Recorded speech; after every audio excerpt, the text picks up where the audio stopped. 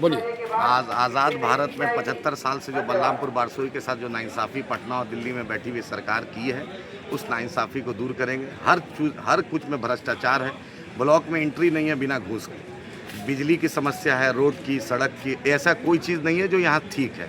उम्मीद करते हैं अगर बलरामपुर बारसोई के नौजवान, महिलाएं, हमारे बुज़ुर्ग अगर मौका देते तो इंशाल्लाह बलरामपुर बारसोई में जिस तरह अख्तरुल साहब ने 800 करोड़ का काम किया, मुझे उम्मीद है कि मेरे रियासती सदर ने 800 करोड़ का किया। अगर मौका मिला बलरामपुर बारसोई की जनता दिए तो 1000 करोड़ का काम जो सरकार का है ज़रूर इस इलाके में करवाएंगे। सबसे पहले बिजली, सड़क, पुल पुलिया और हॉस्पिटल और घूसखोरी जो बोलबाला है उसको रोकेंगे।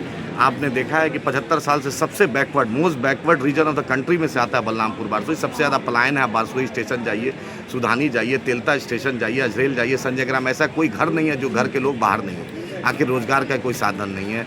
आपके यहाँ बिजली की समस्या है, आपके यहाँ सड़कों की बद से बदतर है, आपके यहाँ गोली कांड हुआ उसमें लोगों को इंसाफ नहीं मिला। आखिर 2 लोग शहीद भी हो गए, उसके बाद भी बिजली 24 घंटा नहीं आती है, वही 12 घंटा 14 घंटा। आखिर सरकार जो है, सरकार कहाँ सोई हुई है? उस गूंगी सरकार को जगाने आए।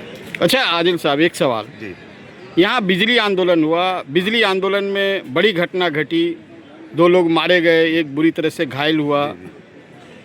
बिजली की समस्या के समाधान के लिए आपके चुनाव जीतने के बाद क्या कदम सबसे पहला प्रायोरिटी रहेगा, मेरा कहना है एसडीओ साहब एक लिमिटेड ऑप्शन है, जो बिजली के एसडीओ है, एग्जीक्यूटिव ऑफिसर जो है, आपको वहाँ बिहार सरकार से लड़ना पड़ेगा, क्योंकि बिजली जहाँ से आता है वहाँ ना फैसला लेना। मंत्री से लड़िए, प्रधान सचिव से लड़िए, मैनेजिंग डायरेक्टर से लड़िए।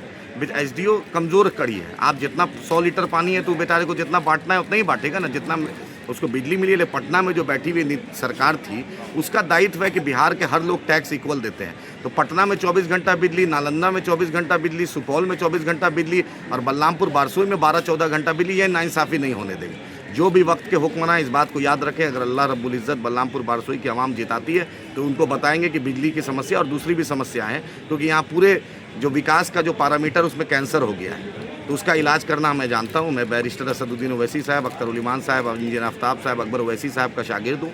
मैं जानता हूँ, खुद एक ब्यूरोक्रेट का लड़का हूँ, जानता हूँ कि इसका इलाज कैसे किया। अच्छा एक सवाल और जी। बारसोई बलरामपुर विधानसभा में जो सड़कें हैं उन पे गिट्टी उड़ती हुई नज़र आती है। बहुत सारे पुल हैं जो नहीं बने, लोगों को आवागमन में काफ़ी दिक्कत है।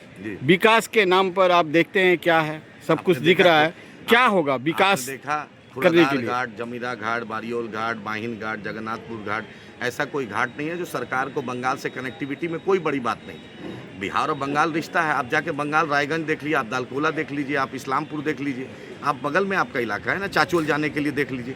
अरे सरकार का दायित्व है ना, टैक्स देते हैं ना। कोई भी सरकार अपने पिताजी की संपत्ति बेच के नहीं ना सामान देती है, उसका दायित्व है। हम भी टैक्स देते हैं और बलरामपुर बारसोई और सीमांचल के आवाम डबल टैक्स देती है। एक कि हम दिल्ली बॉम्बे में रहते हैं, वहाँ भी टैक्स देते हैं, कुछ खरीदते हैं। एक उनका परिजन, उनकी बीवी, उनके बच्चे, उनके माता पिता यहाँ भी सामान खरीदते, टैक्स देते हैं। जब हम टैक्स देते हैं तो मेरा दायित्व है, मेरा फ़र्ज़ है कि मेरे बनाओ। अगर तुम बहरा हो तो तुम्हारे हम उस कान का इलाज कराओ जाकर। पटना में बैठी हुई सरकार सीमांचल के मुकद्दर का फैसला नहीं करेगी। अब सीमांचल का, बलरामपुर बारसोई का फैसला सीमांचल और बलरामपुर बारसोई की आवाम करेगी। बहुत हुई झंडा बरदारी, अब लेके रहेंगे हिस्सेदारी। धन्यवाद।